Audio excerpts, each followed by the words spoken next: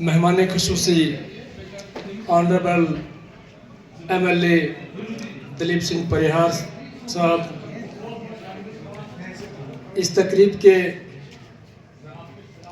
Chairperson doctor Bhushan sir जो principal higher secondary school Kilotran हैं, मेहमान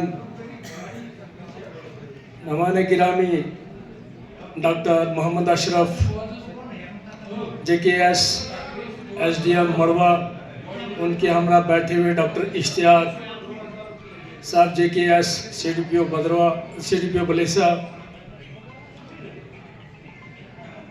principal higher secondary school Sinnu, headmaster Saif Ali sahab जो अभी आने वाली लिस्ट में ZDO बन चुके हैं, एडजस्टमेंट अवेटेड है, हायर सेकेंडरी स्कूल जिक्यास के गुलाम नबी हाजी साहब,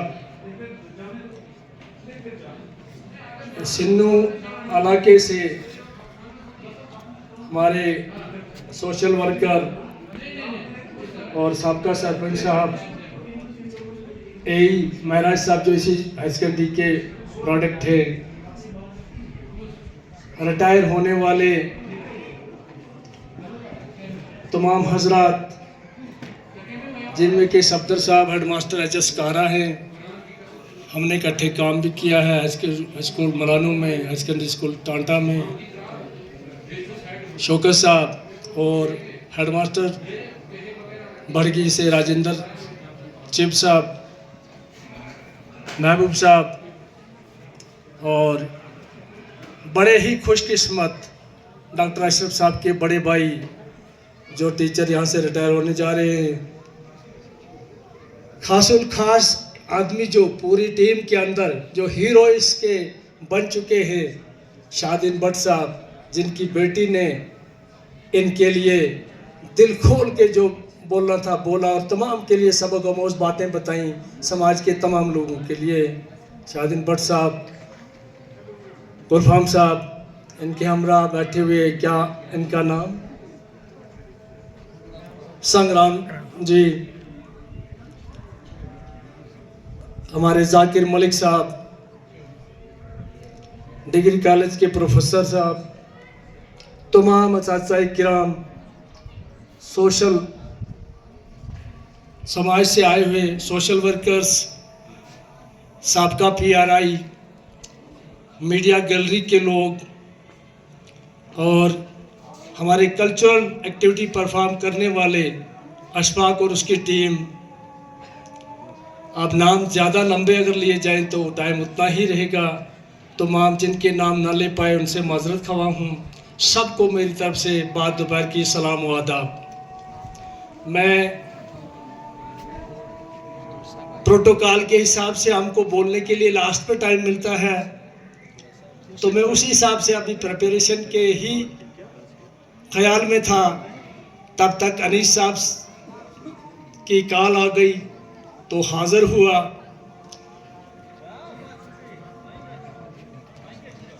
आज की इस तकरीब का जो सेंट्रल मुद्दा मकसद है वो है रिटायरीज़ को अप्रिशिएट करना, इज़्ज़त देना और इनके जितने भी काम समाज के अंदर किए हुए हैं उनको सराहना। तो तमाम ही रिटायरीज़ को मेरी तरफ से दिल की अमीर तरीन गहराइयों से बहुत बहुत मुबारकबाद है कि आपको जो एक असाइनमेंट मिली थी, जो एक काम मिला था, उस काम को आप मुकम्मल करके अपने घर या अपने समाज के अंदर फिर वापस जा रहे हैं। ये खुशकिस्मत इंसान हैं जिनको पूरी ज़िंदगी जिस काम के लिए तैनात किया गया था वो काम मुकम्मल करके समाज और घर में वापस जा रहे हैं। मेरी दुआ है अल्लाह ताला से, भगवान से, कि सभी लोगों को ये मौके फराम हों। कई लोग रास्ते में ही अल्लाह भगवान को प्यारे हो जाते हैं, ये मौके फराम नहीं होते हैं। तो इनके बच्चे, इनके फैमिली मेम्बर्स, इनके रिश्तेदार, इनके इलाके के लोग, इनके दोस्त भी खुशकिस्मत हैं जो इनको रिटायर होने के बाद समाज के अंदर फिर से अच्छे साथी आप देखें। और मेरी दुआ है कि पोस्ट रिटायरमेंट एरा जो है इनका बहुत अच्छे सहतियाबी से गुजरे और जितने काम एक कंपार्टमेंट, एक डिपार्टमेंट के अंदर, चार दीवारी के अंदर जो इन्होंने काम किए, वो चार दीवारी, वो लाइन जो लकीर खींची थी वो अब ख़त्म हो गई। आप समाज के अंदर किसी भी पहलू पे ये काम कर सकते हैं और अपने एक्सपीरियंस को शेयर कर सकते हैं। बाकी हमारे सच्चाई किराम से दो चार बातें मैं हमेशा करता रहता हूँ, आज फिर से रिपीट करूँगा। सच्चाई किराम जो है, हम एक मिशनरी उस्ताद बने, हम एक मिशन को लेके चले। जैसे कि हमारे बुजुर्गों में जिन सच्चाई किराम ने जितना काम किया है, उस काम को ही सराहाया जा रहा है, उन्हीं के नाम लिए जा रहे हैं। तो जिन लोगों ने समाज के लिए, इलाके के लिए बेहतरी की है, एजुकेशन महकमे के अंदर होने के बावजूद सोशल वर्क भी किए, समाज के काम भी किए, तो वो उन लोगों को हमेशा याद किया जाएगा। उनका काम जो है, उनको उनकी पहचान बनती है। जैसे कि गुलाम रसूल आज़ाद साहब का नाम बार बार लिया जाता है, अल्लाह ताला उनको जन्नत नसीब करे। और उनके साथ उनके हमरा जितने भी हमारे हर मज़ाहिब से ताल्लुक़ रखने वाले लोगों ने समाज के लिए जो काम किया है, उनको उनके उन काम की सलाह मिले, उनके नस्ल तक उनको फ़ायदा मिलता रहे। तो मैं सच्चाई किराम से ये बोलता हूँ कि मिशन को लेके चलेंगे। एजुकेशन का प्रोसेस बार बार कहा जाता है, ये ट्राइपोलर सिस्टम है। इसमें पेरेंट्स, टीचर और स्टूडेंट को लेके, इस बेड़े को लेके चला जाता है। तो सेंट्रल पार्ट इसमें स्टूडेंट है। All the activities of education revolves around the student. तो स्टूडेंट की लाइफ को बेहतर बनाने के लिए उसको ही सेंट्रल पार्ट बना के, उसको ही मरकज़ बना के, टीचर ने भी उसके रिवाल्व घूमना है और पेरेंट्स ने भी घूमना है। तब एक बच्चे की हम फ्यूचर की नशोनमा कर सकते हैं। वो बच्चा हमारे पास अमानत है। उस बच्चे की जो है ये लाइफ, ये स्टेज, ये ज़िंदगी अमानत है, ये कभी बार बार नहीं आएगी। और बच्चा हमेशा आज़ाद रहना चाहता है, फ्री रहना चाहता है।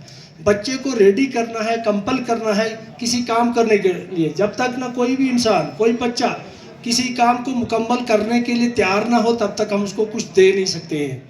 We can take the horse to the river but we can't compel the horse to drink the water. हम ज़बरदस्ती घोड़े को पानी तक ले जाते हैं, लेकिन ज़बरदस्ती पानी नहीं पिला सकते जब तक ना वो रेडी हो। तो यही एजुकेशन के अंदर पहला पहलू है कि to prepare the student for learning, to make ready the student for learning. तो इसकी जो अमानत है, एज ये बार बार नहीं आएगी। जो एरा इसका स्कूल में दाखिले का, ये वापस नहीं आएगा, स्टेज निकल जाएगी।